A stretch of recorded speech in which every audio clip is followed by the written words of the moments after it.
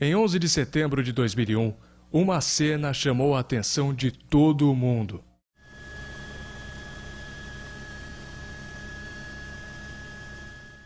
Enquanto a poeira do World Trade Center continuava no céu de Nova York, uma cidade brasileira ficou parada em frente à sede da prefeitura.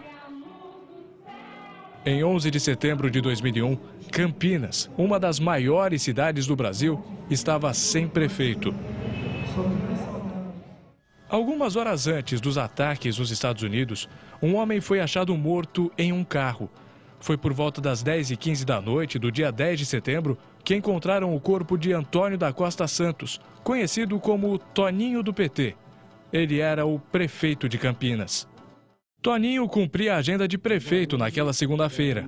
Havia um debate sobre o Dia da Consciência Negra, preparava-se um projeto para ser votado na Câmara, né? E eu estive nesse plenário, onde o Toninho passou, fez uma breve saudação, enfim, depois se retirou. Foi um dia que o senador Suplicy, inclusive, estava na cidade. O prefeito Toninho veio ao evento, me cumprimentou, saudou a importância do evento e depois precisou sair porque tinha outros compromissos. Ele saiu, foi para a academia, da academia ele foi buscar o terno na loja do shopping e saiu. Depois de passar no shopping Guatemi, Toninho foi para casa pela Avenida Mackenzie, em uma região pouco movimentada de Campinas. No caminho, o prefeito foi alvo de 3 tiros. Um deles o acertou. Com a chegada da polícia, o fato logo se espalhou pela cidade e várias pessoas foram para o local.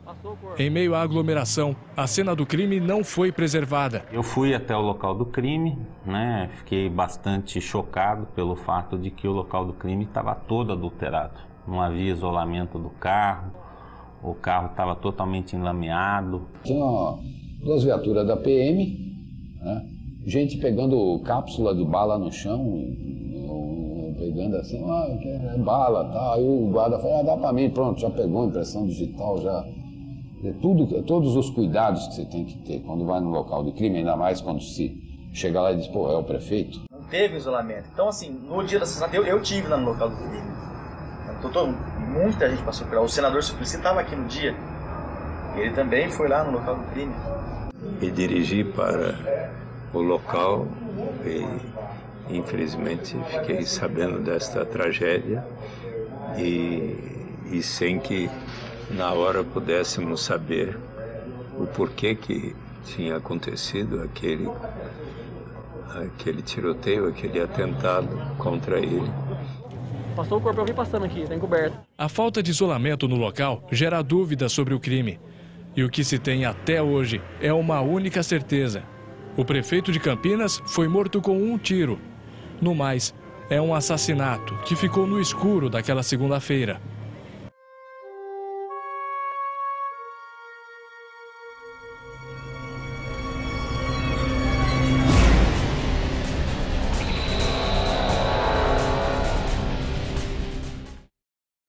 Isso aí deve ser golpe político, né? Com certeza, né? Mas eu já não acredito nisso. Eu acho que foi mesmo assim, uma fatalidade. Ele estava na hora errada, no lugar errado. Eu não posso afirmar nada, porque a gente nunca pode afirmar uma coisa que a gente não sabe, né? Eu, sei lá, sou mais um em dúvida do que aconteceu, né?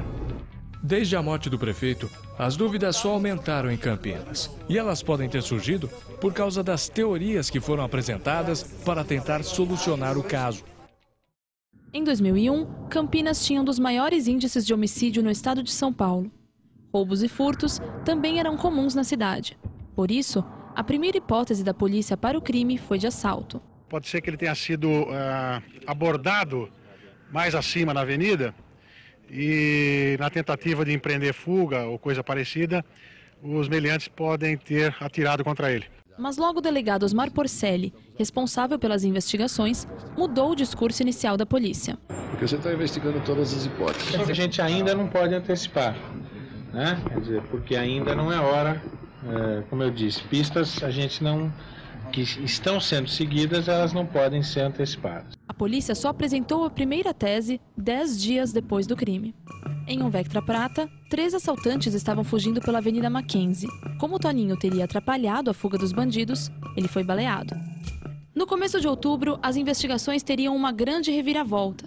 No dia 4, os policiais Rogério Diniz, Eudes Trevisan e outros colegas de Campinas foram até Caraguatatuba, a mais de 230 quilômetros do local onde Toninho morreu. Lá, eles mataram 4 suspeitos de crimes na região de Campinas. Diniz e Eudes não tinham avisado as autoridades do litoral sobre a diligência. A gente estava fazendo o nosso papel, que eu prefiro guardar aqui para o público em sigilo. A gente queria realmente derrubar um pessoal que a gente sabe que está dando trabalho e que poderia ser derrubado. Era claramente criminosa a atuação de policiais de Campinas atuando numa outra comarca, sem ninguém saber, sem ninguém estar lá. Eles não tinham autoridade para ir a Caraguatatuba e fazer nada lá. Dias depois, a polícia de Campinas disse que 4 jovens, em depoimento na vara da Infância e Juventude, confessaram a morte de Toninho. Com a novidade, o Vectra foi descartado das investigações. Então, uma nova tese surgiu. Os 4 suspeitos estariam em 2 motos e queriam assaltar o Palio que passava pela avenida. Toninho teria sido morto porque tentou fugir da abordagem. A polícia de Campinas apresentou adolescentes como autores confessos do assassinato e essa versão não durou horas. Aí depois, logo em seguida, eles afirmam o seguinte, que realmente só que houve tortura. E aí, por isso teve a confissão. Aí cai por terra essa tese. E assim que os adolescentes saíram da tutela da polícia, a verdade veio à tona. E nunca a polícia aprofundar o porquê deles se entregarem. Então, quem que os obrigou a confessar o crime? Nós procuramos o delegado Porcelli, mas ele não retornou nossos contatos. A acusação de tortura e as mortes em Caraguatatuba já eram alvo de críticas para a polícia de Campinas, que convivia com o problema desde o começo das investigações, a cena do assassinato do prefeito Toninho. O local do crime não foi respeitado pela polícia. Esse é apenas o início de uma imensa gama de erros. Você tem lá a bala, mas aí passou pela mão de tanta gente que, sabe, a prova também vai embora. E aí no laudo de balística, o perito toma um hiper cuidado em não afirmar ter certeza que é de fato a bala que estava no dia do assassinato do Toninho. A falta de cuidados no local também atingiu a família de Toninho, quando ainda não sabia do crime. Eu estava lá no meu quarto, minha mãe entrou nervosa que ela tinha ligado no celular do meu pai. E tinham atendido e falado que era da polícia. Na verdade, acho que nem tinham falado isso. Atendeu uma voz estranha, perguntando se queria falar com ele. Falaram que era da polícia. Minha mãe desligou, que ficou nervosa. Aí, nisso, ela achou que tinham sequestrado meu pai. Eu liguei no celular dele. Atendeu um homem falando se eu queria falar com o prefeito. Quem que era, se eu queria falar com o prefeito. E nisso, minha mãe ligou no 90 para a polícia e perguntou o que tinha acontecido e foi assim que a gente recebeu a notícia. Veja bem, foi detectada essa ligação no telefone dele. Agora, não se descarta também a possibilidade de alguém ter usado esse telefone e pedir uma celeridade maior numa chegada de viatura ou num eventual reforço. Nós estamos averiguando, mas também não se sabe nada sobre isso. Sabe que teria sido esse telefonema? Esse telefonema teria sido aproximadamente uns 20 minutos após os fatos, pelo que a gente sabe. O fato de um PM atender o telefone do Toninho logo na sequência, isso não só ignorância total da preservação que se devia fazer ali, mas o tratamento dado é muito amador, né? O tratamento dado a essa situação. Então, atribuir amadorismo para não falar aqui de intenções eventuais e se desconfigurar isso. O Ministério Público chegou a uma nova linha de investigação cerca de 2 meses depois da morte de Toninho. Ela era diferente da tese da polícia sobre os jovens. Uma testemunha disse que foi ultrapassada por um Vectra prata em alta velocidade. Momentos depois, ela teria escutado disparos. Essa informação fez os promotores pedirem o reinício das investigações. A pressão sobre a polícia de Campinas só aumentou com essa nova informação. E em dezembro, o caso foi para o Departamento de Homicídio e Proteção à Pessoa, por decisão da Secretaria de Segurança Pública. Aqui em São Paulo, a opção do DHPP foi de reconstruir a investigação da Polícia de Campinas para tentar encontrar novas hipóteses. No comando do caso, o delegado Luiz Fernando Lopes Teixeira anunciou em janeiro de 2002 que tinha uma novidade nas investigações. Mas ela só apareceu ao público um mês depois, com a prisão de Wanderson Newton de Paula Lima. Aos 22 anos, Andinho, como é conhecido, tinha fama de maior sequestrador da região de Campinas. E foi por causa de um sequestro que a polícia o ligou à morte de Toninho. 4 dias depois do assassinato, a quadrilha dele sequestrou um menino de 9 anos. Na ação, foi utilizada uma pistola 9mm, que poderia ser a mesma arma usada na noite de 10 de setembro. E sobre este dia, surgiu uma nova tese. Depois de uma tentativa mal sucedida de sequestro, a quadrilha de Andinho, que estava em um Vectra, fugiu em alta velocidade pela Avenida Mackenzie. Toninho, que dirigia seu carro pela via, foi alvo de 3 tiros. Mas o que cria suspeitas nessa versão é o que acontece no momento em que Andinho foi preso, em uma chácara de Itu, a cerca de 60 quilômetros de Campinas. Andinho tinha a companhia da namorada e de um policial militar. Além dos 3, também estava lá o ex-PM Valdeci de Souza Moura, o Fiinho, que foi morto no local. Fiinho é um dos suspeitos de estar no Vectra no momento da morte do prefeito. Ele e Andinho ainda teriam a companhia de Valmirzinho e Anzo, outros 2 integrantes da quadrilha. Eles foram 2 dos 4 mortos de Caraguatatuba em outubro de 2001. A polícia se deslocou para Caraguatatuba sem mandato, fez campana na porta de um condomínio fechado, renderam a segurança e neutralizaram as imagens do circuito interno do condomínio para, de madrugada, realizar a execução. É muito estranho os policiais de Campinas saírem de Campinas e para São Paulo, para Caraguatatuba, de madrugada, pulam o condomínio, o muro desse condomínio, arrombam a porta, de madrugada os meninos estavam dormindo. Realmente foi uma ação deliberada de queima de arquivo, de retaliação, né? E que levou a um protagonismo importante da ouvidoria da polícia. À época, o ouvidor era o Dr. Firmino Fecchio. Matar 4, às 4h30 da manhã, né, sem mandado judicial, sem nada, é ilegal. Eu já desci a boca no mundo. O DHPP só completou a tese depois de falar com Cristiano Nascimento de Faria, o Cris, que fazia parte da quadrilha de Andinho. Em depoimento, ele afirma que Anzo foi o autor dos disparos e que Andinho estava no Vectra. Toninho teria sido morto porque atrapalhou a fuga deles.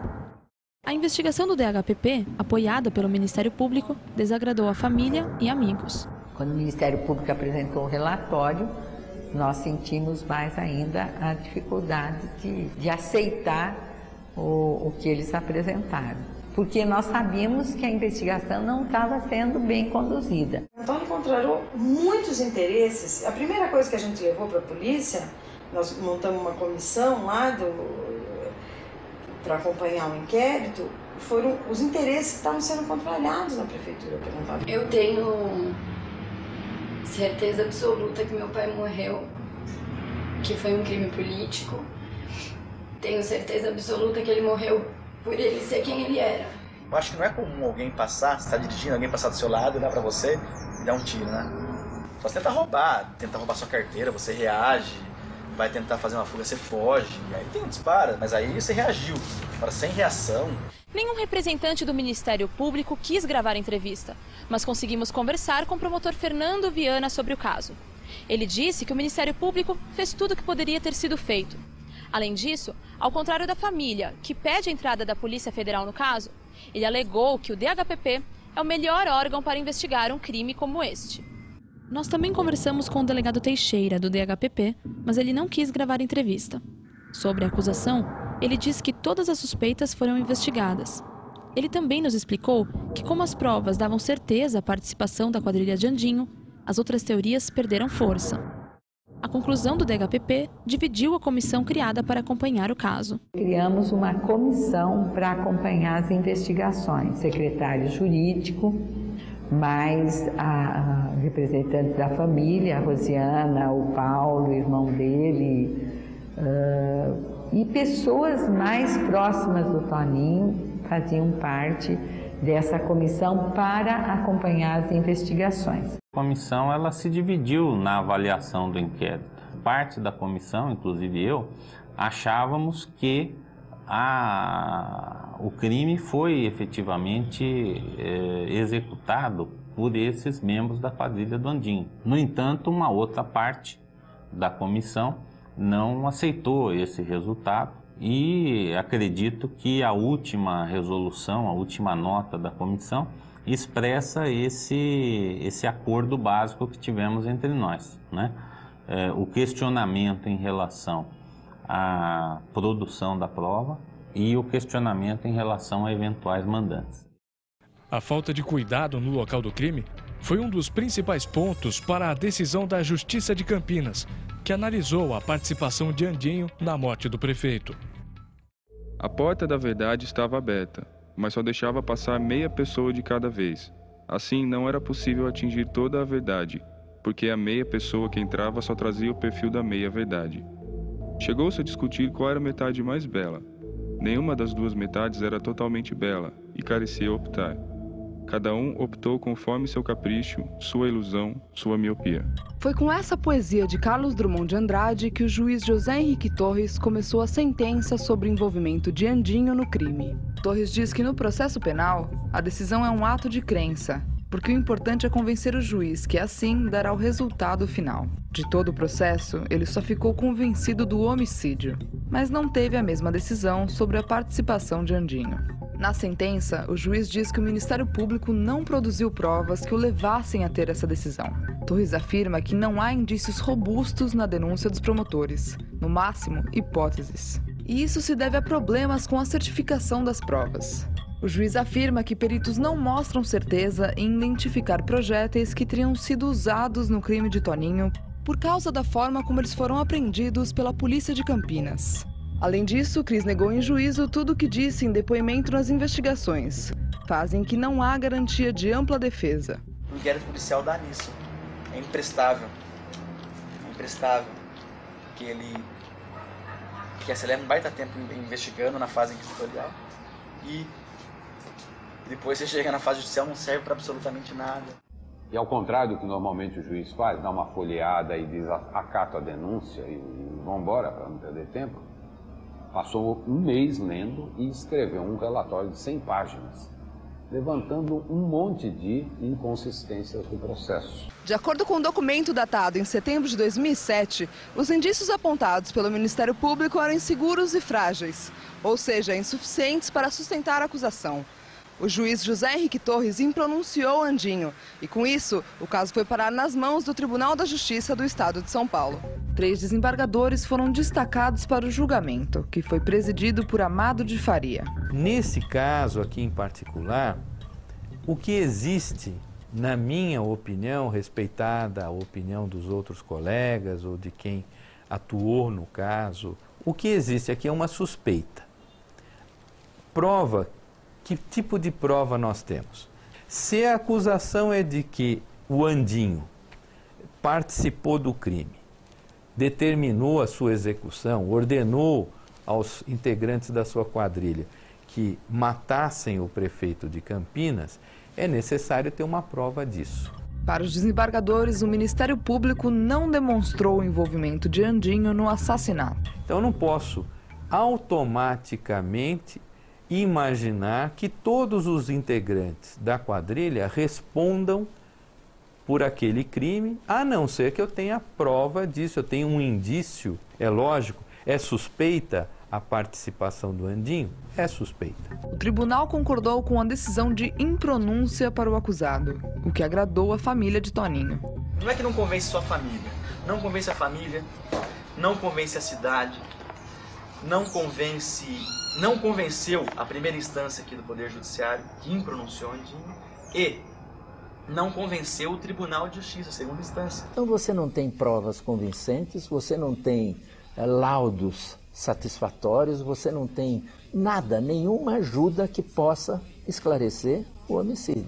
O juiz, me parece que adotou a medida prudente, não havia prova nem para ir adiante e também não havia prova que absolvesse. Melhor a impronúncia e uma retomada das investigações que permitiriam mais tarde voltar a essa questão. Para o desembargador, a sentença trouxe uma certeza ao caso do Toninho.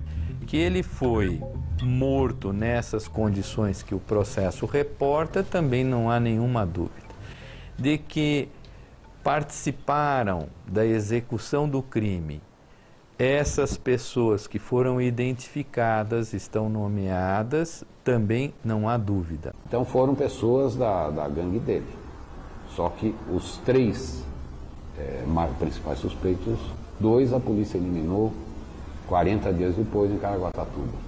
E o terceiro estava ao lado dele em Itu em fevereiro de 2002. Com a decisão do tribunal, as investigações foram reabertas em 2010. É o que você vai ver no próximo bloco. E mais, as marcas dos 8 meses de gestão de Toninho em Campinas. Com dedicação e lealdade, o cargo de prefeito.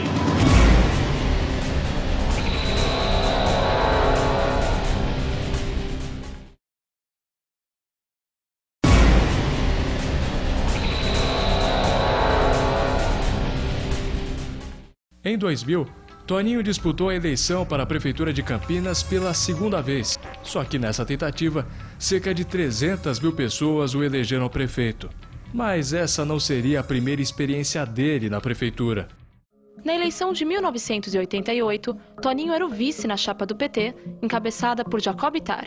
Ele foi indicado por sua atuação fora da política. Ele era um arquiteto e ele participava utilizando também a sua capacidade técnica junto com os favelados, ou seja, num trabalho coletivo, planejando a urbanização das favelas. Ele entrou no PT meio assim no embalo do trabalho de arquiteto. Esse conhecimento ele trocou com a comunidade, né, e fez muitos amigos, porque vários projetos de urbanização passaram pelas mãos do Toninho. Porque ele não era uma pessoa que se envolvia muito na direção partidária.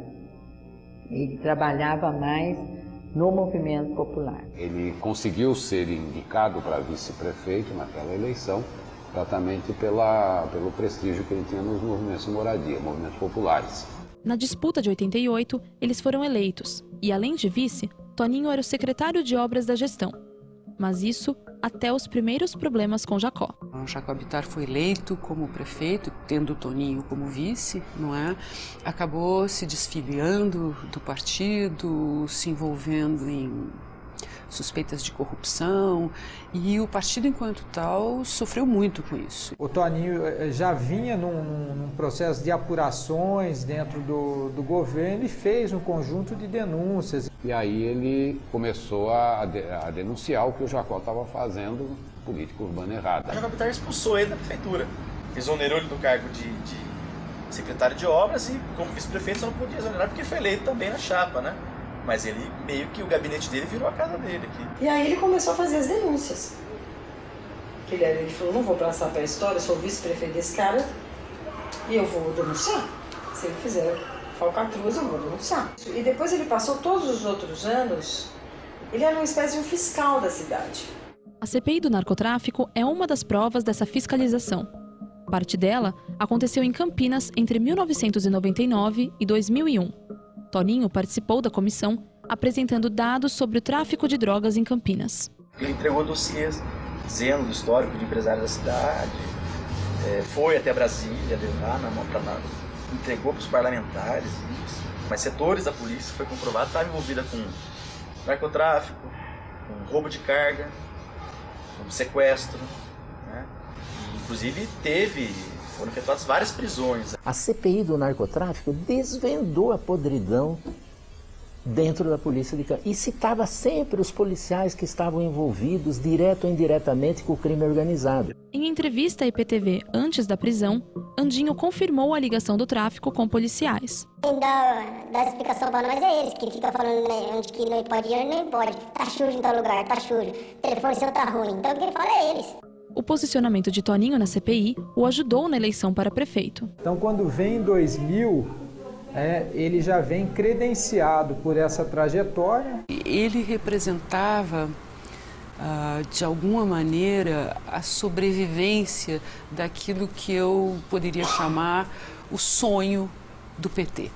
Um partido que se propõe a uma nova maneira de fazer política e se propõe a um outro tipo de gestão das cidades. Que nós não temos rabo preso com empreiteira, com fornecedores da prefeitura, com empresas de ônibus. Quando nós assumimos estar na chapa como vice-prefeita, era com um objetivo bem claro, né, de trabalhar, de modificar o que estava acontecendo nessa cidade. Prefeito, Toninho não mudou o estilo de vida por causa do cargo. Era uma coisa que ele insistia e eu também segui o exemplo, né? Ele tinha um Palio desse popular e eu tinha um Fiat Uno. Era a nossa condição. Ele passava pelos locais da cidade antes de chegar na prefeitura, sempre sozinho. Ele era alertado por isso. O Toninho era aquela pessoa que realmente queria conhecer, queria saber como estava e tal. No cargo, Toninho começou a fazer mudanças na área que mais entendia, a urbanização. Esta praça será urbanizada e os recursos para a área de cima, onde as famílias voltarão, serão debatidos no orçamento participativo, nas prioridades que o governo e a cidade juntos determinarão. Medidas como essa desagradaram a construção civil de Campinas. Além de discutir com empresários ligados à especulação imobiliária em Campinas, Toninho também mudou outras áreas da administração. Nos 8 meses em que foi prefeito, reduziu o contrato do lixo e, no setor de transportes, impediu a demissão de vários cobradores de ônibus. Mesmo com os problemas, Toninho tinha foco em outros assuntos, como o debate sobre o Dia da Consciência Negra. O evento foi seu último ato público como prefeito. O nome de Toninho só voltou a público nas manchetes sobre o assassinato. Foi o que aconteceu no Correio Popular, o principal jornal de Campinas. Os jornais queriam estampar a morte de uma forma, com uma abordagem bem completa na edição próxima, que era logicamente na terça-feira. Na rádio e na TV de Campinas, a correria era grande. Eu vim correndo para cá e não foi diferente. Eu cheguei aqui, do dono da TV, todo mundo mobilizado, gente passando quase 20 horas aqui dentro porque virou a noite. Realmente foi assim, não tinha como ser diferente, né? Porque tinham matado o prefeito da maior cidade da nossa região. Então aí eu fui para a rádio, acionamos 1, 2, 3, acordamos todo mundo na rádio. Eu lembro que eram 2 horas da manhã, eu estava saindo da rádio, já com um pequeno esboço do que ia ser feito no dia seguinte. Logo, a notícia do assassinato chegou ao restante do país. E cada veículo começou a montar a cobertura para o fato. O Estadão tinha um correspondente em Campinas e o correspondente que passou todo o noticiário. O noticiário da manhã tinha sido todo ele em cima do assassinato do Toninho do PT.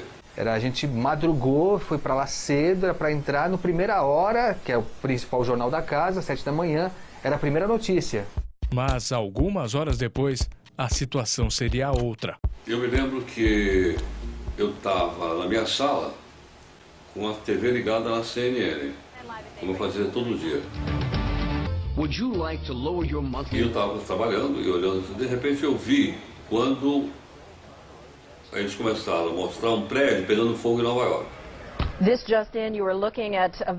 E embaixo, aquelas letrinhas chamadas lettering, estava dizendo que um avião sofreu um acidente e bateu na torre.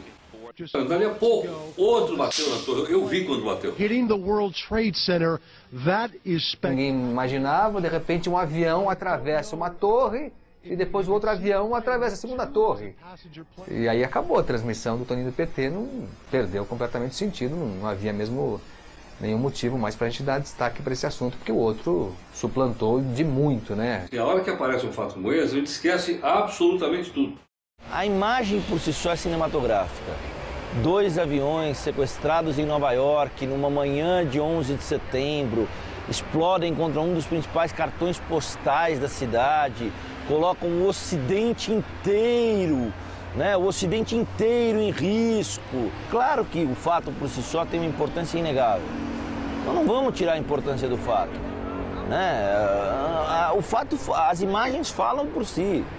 A questão é a forma como a cobertura é empreendida. Em Campinas, os jornalistas tinham que lidar com duas notícias fortes. Aqui dentro começou um drama, digamos assim, para um jornalista que precisa noticiar um fato tão grave, tão importante, tão sério, e que estava assim, se vendo à frente de um outro caso também tão grave, com uma abrangência mundial. Você não sabia, se olhava aqui no caso local do Toninho, você olhava para a TV, porque a gente, curiosidade, né, você não pode perder nada. E depois aquilo desaba tudo. Foi uma situação assim que todo mundo ficou, acho que, marcado por isso. Foi um dia para não dormir de tanta adrenalina, né? Ao contrário de Campinas, no resto do país a notícia era uma só. Aí aquilo ficou reduzido a nada, a pouquinha coisa, dava notícias, muito pouco. Para nós eram feitas lá pelo pessoal da CBN Campinas. Passávamos alguns boletins para São Paulo, porque a CBN para o Brasil todo era com o jornal normal, naquela época Heródoto e tal, e cada meia hora tinha um boletim de 2, 3 minutos. Mas o jornal não deixou de dar notícia, o jornal continuou em cima disso, só que não teve assim uma atenção maior, exatamente por causa do atentado nas Torres Gêmeas. Na IPTV, afiliada da Rede Globo em Campinas, houve tensão. A gente não tinha certeza se a gente ia ter jornal. No dia que o prefeito da nossa cidade morreu, a Globo falou, não teremos o jornal das praças. Aí, com muita negociação, sabendo depois da gravidade, com toda a nossa conversa, e expondo, mataram o nosso prefeito, a gente precisa ter jornal, né? Eu não sei o âmbito em que isso tomou lá dentro da Globo, mas abriram uma exceção pra gente. Eu, aqui na redação, sou capaz de imaginar o que é melhor pra tua vida. Na redação e no conforto do meu ar-condicionado, eu sou capaz de pensar no meu telespectador, no meu leitor, no meu ouvinte e decidir o que é melhor pra vida dele. Com a morte de Toninho fora do foco, Agostinho não teve muito o que fazer.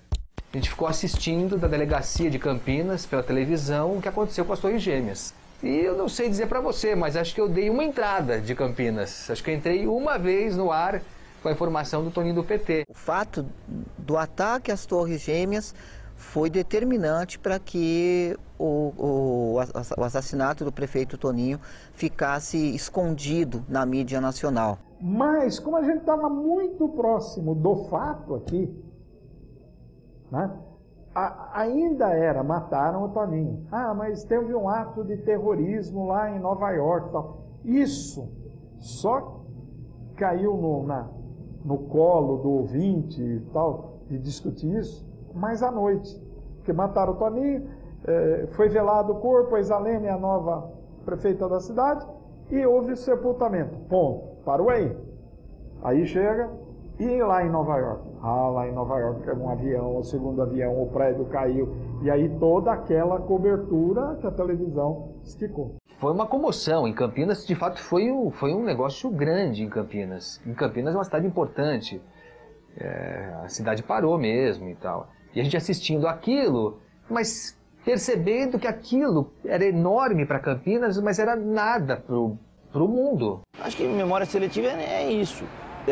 Por que é que casos que tenham tanto impacto, tanta atenção da opinião pública, têm uma cobertura intensa, uma cobertura maciça e outros não? Aqui na mídia, assim, o fato novo vem depois. Quando vem o fato novo, você esquece do outro. Vira a página e vamos seguir o barco. Vira a página e vamos seguir o barco. Como se a notícia de ontem fosse uma notícia absolutamente descartável. Aquela cultura do show must go on, entendeu? O show precisa continuar. Toninho voltou a ser mais lembrado pela mídia em novembro de 2010. Nessa época, o caso tinha acabado de ser reaberto. Quando a polícia de Campinas retomou as investigações, o comando dos trabalhos foi do delegado Rodrigo Monteiro, que ficou cerca de 6 meses no caso. Comecei a me inteirar do que havia sido feito, mas era um volume muito grande e não deu para sequer me inteirar quando eu fui transferido do setor. Agora, isso daí é decisão da administração. A mudança foi em abril de 2011, quando o caso ficou com o delegado Rui Pegolo. O caso do Toninho realmente é um caso especial para a Polícia Civil, que demanda fôlego, demanda tempo, não é? Mas também não podemos esquecer que existem outros casos. É nesse sentido que nós estamos encarando. Existem esse caso e mais 200 e outros casos também, infelizmente sem solução até o presente momento, que estão sendo investigados na medida do seu tempo, não é? Não temos um número de policiais, infelizmente, suficientes. O correto seria ter uma equipe para cada caso de homicídio. Os dois delegados apontam o volume de trabalho como um empecilho. Nesse período que eu estava no setor de homicídios, no final desse período nós tínhamos aproximadamente 270 inquéritos. O do prefeito era um desses 270.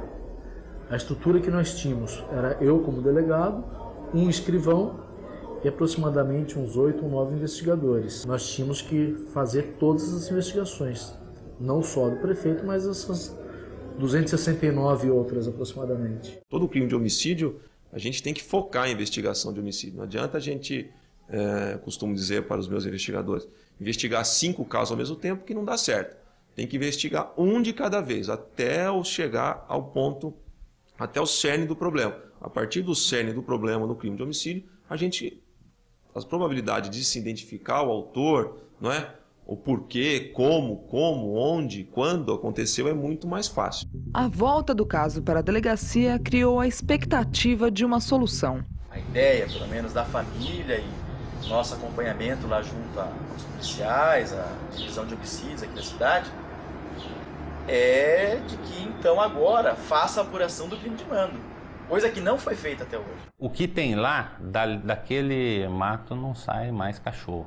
Não é? É um inquérito viciado, é um inquérito problemático. Não é? É um inquérito que não vai poder recompor o que de fato aconteceu naquela noite, porque já não o fez naquele momento. Contudo, a prova já foi produzida, as provas materiais já foram produzidas, não é? O que faltam ainda são algumas provas testemunhais para que esse inquérito tome o mesmo rumo ou outro rumo, não é? Quem tiver alguma informação pode procurar o SHPP de Campinas. Marina, a filha de Toninho, vê a reabertura do caso como uma vitória. Acho que isso do crime ter sido reaberto é uma forma de deixar na história que ele não morreu por um crime banal. A família de Toninho, mesmo com o reinício das investigações, ainda quer a Polícia Federal no caso. É o que você vai ver no próximo bloco.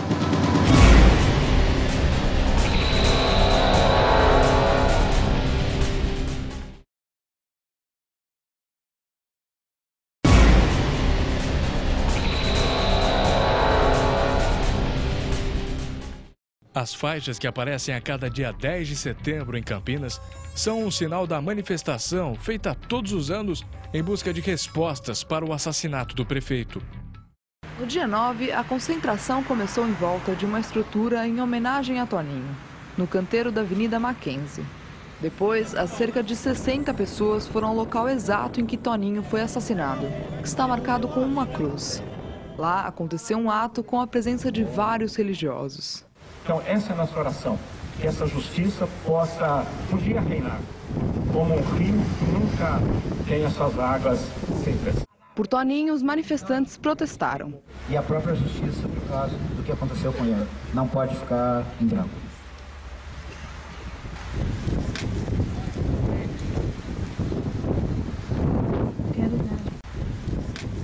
Rosiana ainda foi surpreendida por um pedido. Eu gostaria de focar.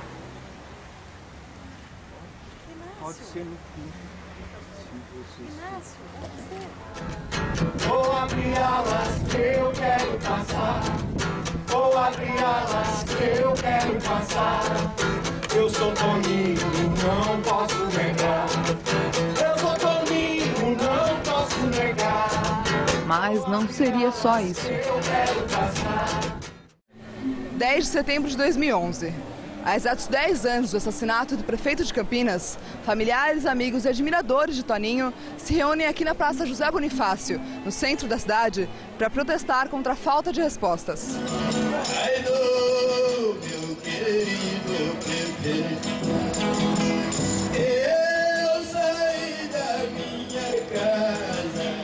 acho importante desvendar esse crime aí que está muito mal explicado, né? Porque no fundo a gente até consegue entender, mas não dá nem para falar, porque senão você corre o risco de ser mais um mártir. Mas o importante de lembrar é denunciar essa pouca vergonha de não se apurar corretamente um crime desse. Acho que Campinas não estava preparada para uma pessoa como ele.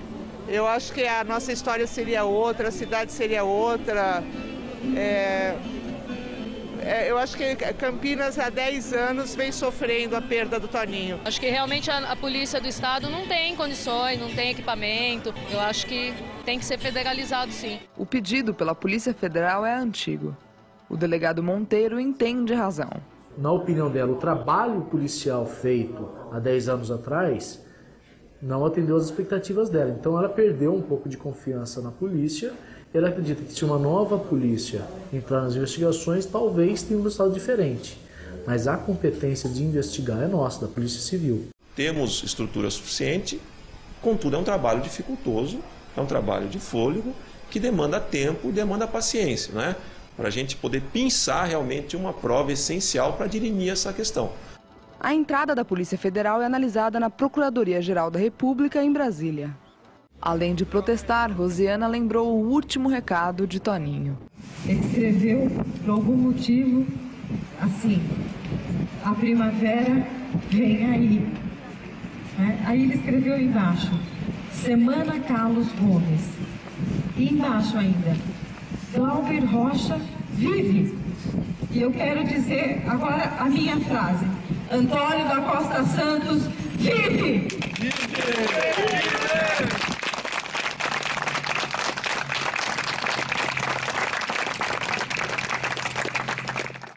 As manifestações são para saber o motivo do assassinato de Toninho.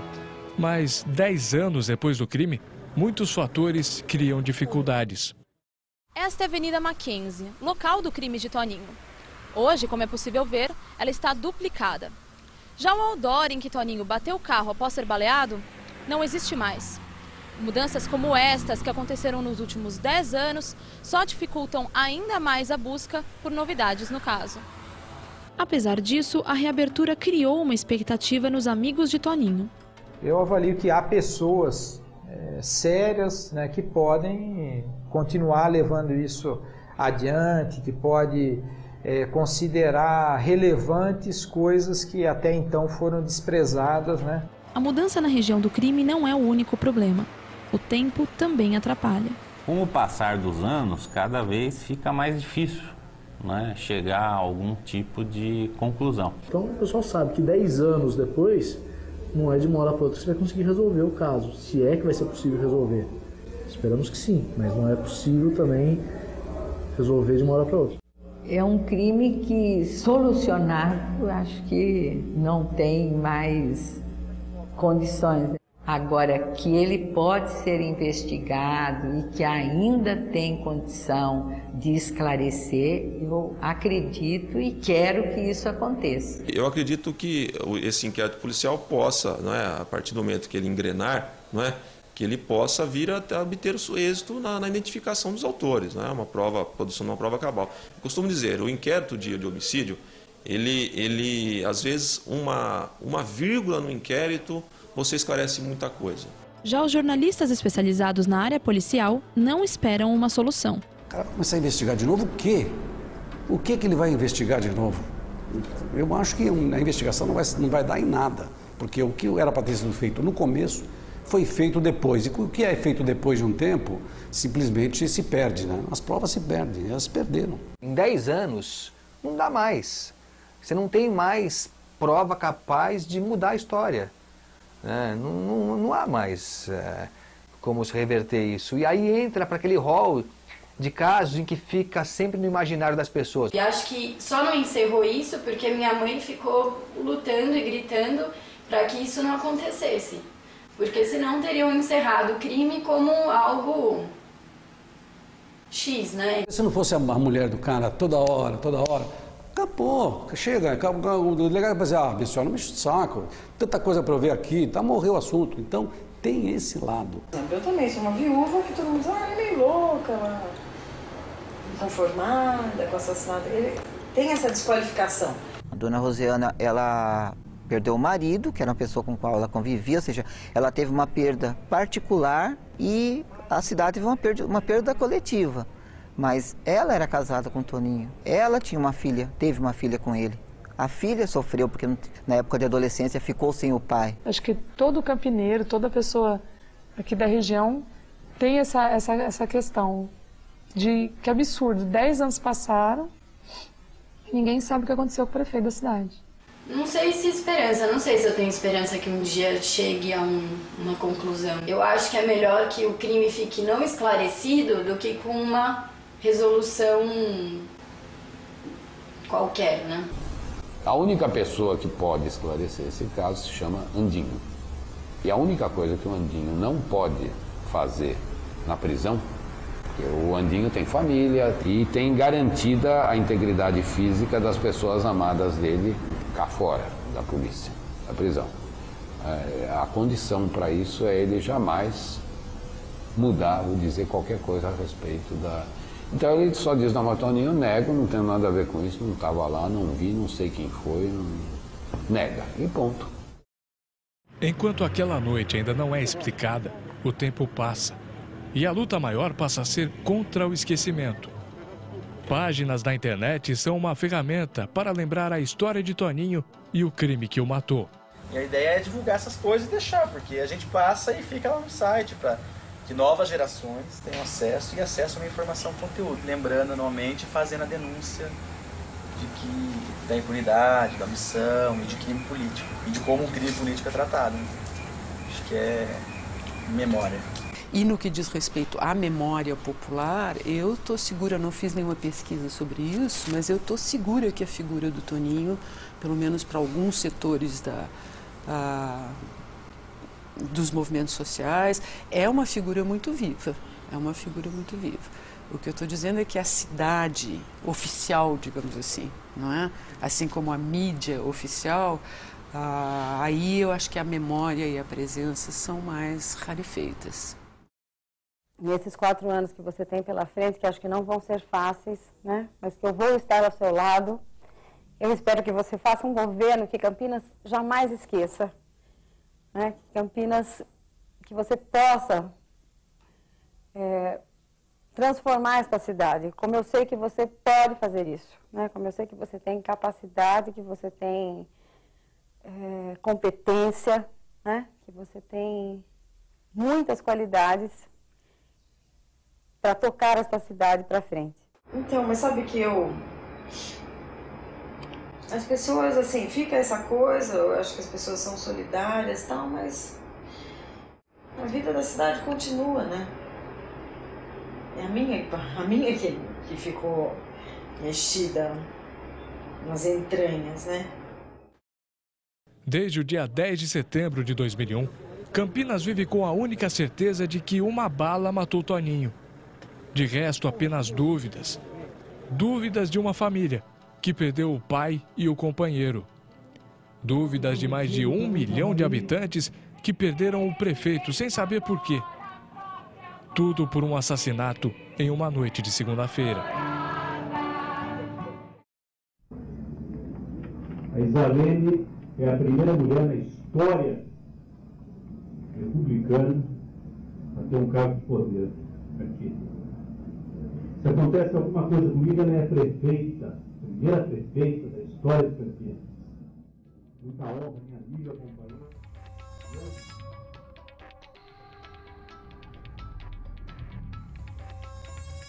Ele fez uma saudação aos membros da mesa, a mim próprio, e a vice-prefeita Isalene, dizendo que ela era a primeira mulher nesta cidade que havia sido eleita vice-prefeita e que poderia ser a prefeita. E daí ele mencionou explicitamente que se porventura algo ocorresse com ele, ela seria a primeira prefeita mulher de Campinas. Ser eliminado dessa forma entristece todos nós, particularmente nós do Partido dos Trabalhadores.